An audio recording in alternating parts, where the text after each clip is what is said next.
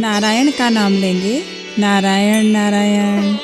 श्री पुरुषोत्तम मास महात्म्य का 11वां अध्याय। ऋषि पुत्री का घोर तप तथा शिव का उसे 5 पति होने का वर देना।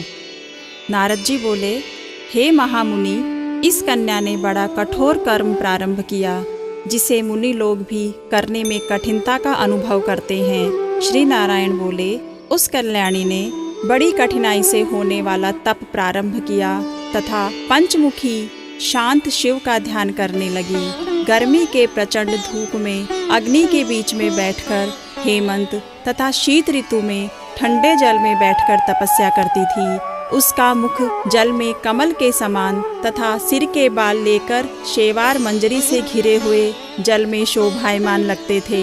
वह बाला वर्षा ऋतु में खुले मैदानों में वर्षा के जल को अपने शरीर पर लेती थी। भोजन के स्थान पर दोनों समय वह कोमलांगी केवल धुआं पीकर रह जाती थी। इस प्रकार के उग्र तप को देखकर देवराज इंद्र चिंतित हुए।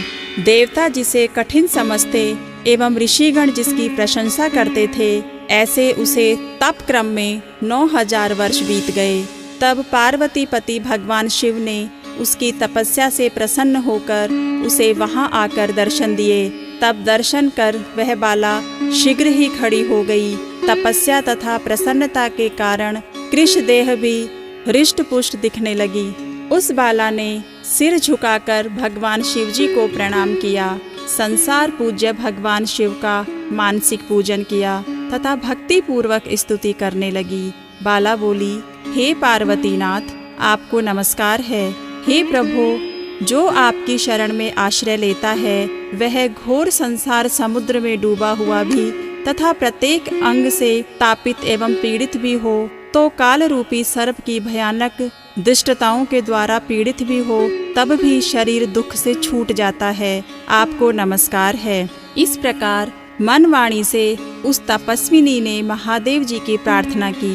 हे राजन, फिर वह महाभागी मेधावी पुत्री चुप हो गई। श्री कृष्ण बोले, उसकी प्रार्थना को सुनकर तथा उग्र तप से प्रसन्न हुए भगवान शिव प्रसन्न कमल सरीखे मुख से बोले, हे तपस्विनी, तुम दुखी मत हो। जो भी तुम्हारी मनोकामना हो वह हमसे मांग लो, मैं तुमसे प्रसन्न हूँ। राजन, इसको सुनकर वह कुमारी आनंद में डूब गई और सदाशिव से बोली, हे दीनानाथ, आप अगर प्रसन्न हैं तो मुझे पति दें, मुझे पति मिले, मुझे पति दीजिए, मुझे पति की कामना है, पति दीजिए।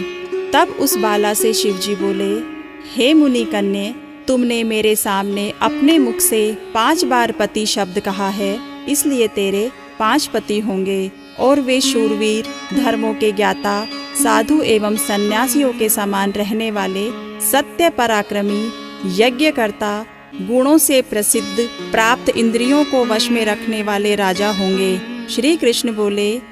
श्री शिवजी का यह अप्रिय वचन सुनकर वह बाला झुककर चतुरता से बोली, हे सदाशिव, गिरिजाकांत, संसार में इस प्रकार मेरा उपहास न कराइए, क्योंकि प्रत्येक स्त्री का एक ही पति होता है। 5 पतियों वाली एक स्त्री कहीं देखी और ना ही सुनी है। हे कृपानिधान, आपके सामने इस प्रकार कहना योग्य तो नहीं है, इससे क्षमा चाहती हूँ। हे प्रभु, मैं आपके शरण में हूँ। इसे सुनकर भगवान शंकर बोले, हे कन्या, तुम डरो नहीं। आगे के जन्म में तपस्या के बल से तू माँ के गर्भ द्वारा उत्पन्न नहीं होगी। उसी जन्म में तुझे ये 5 पति प्राप्त होंगे। उन पतियों के साथ अनेक सुख भोग कर तू परम पद को प्राप्त होगी। पुरुषोत्तम मास भगवान का प्यारा महीना है, तूने उसका नियम पालन नहीं किया। श्री कृष्ण भगवान ने अपना ऐश्वर्य इसे प्रदान करके उसे अपना बनाया है। ब्रह्मादि देवता, नारद तथा मैं जिसकी आज्ञा पालन करते हैं, उसकी आज्ञा भला कौन टाल सकता है। तूने संसार पूज्य इस मास का व्रत पालन नहीं किया।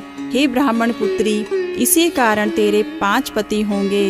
इस प्रकार कहते हुए भगवान शिव अंतर्ध्यान हो गए और वह बाला झुंड से बिछड़ी हिरणी के समान चकित हो गई। श्री पुरुषोत्तम मास महात्म्य का 11वां अध्याय यहीं समाप्त होता है। सभी साथ में बोलेंगे नारायण नारायण।